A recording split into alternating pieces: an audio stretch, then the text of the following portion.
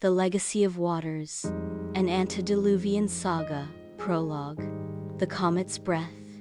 The sky, once a serene mantle of familiar stars, tore apart in a night of unspeakable terror.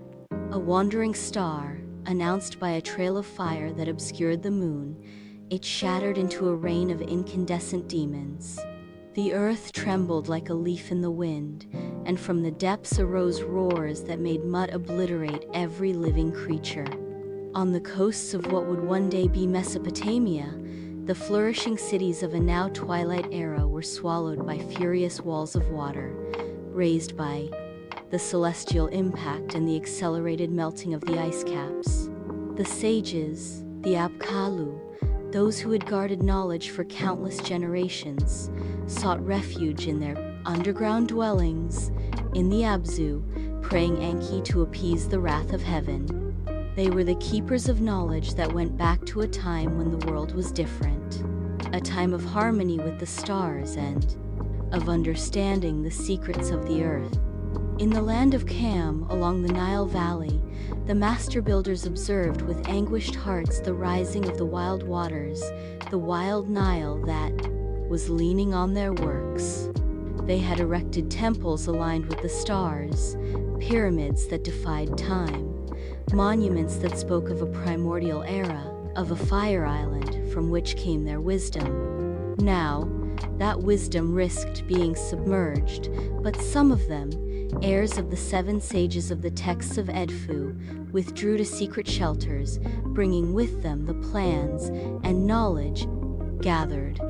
In the north, in lands that would be called Midgard, the Yuena, an ancient race linked to the primordial forces, felt the frostbite with unheard of ferocity, a prelude to floods that they would have swept away valleys and mountains. Some, endowed with ancestral wisdom and a connection with the energies of the earth, prepared to ride the wave of destruction, seeking lands, old places where they could preserve the spark of their lineage. They were the Aesir and the Vanir, keepers of ancient runes and a power that originated from the heart of the world. Towards the east, the sacred things that extended to the snowy mountains of the Himavan, the Deva and the Asura perceived the cosmic chaos falling upon the planet. The waters rose with unimaginable force over their settlements and forests. Some, strong in their knowledge of universal rhythms and spiritual arts, sought refuge in heavenly dwellings or in hidden recesses among the highest peaks, determined to preserve their heritage of light and shadow.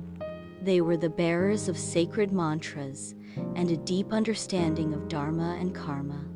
These were the Elohim, the Anunnaki, the Aesir, the Deva, the Asuras, called by different names depending on the lands and languages, but united by a common origin and a shared destiny. They were the survivors of the deluge, a new beginning.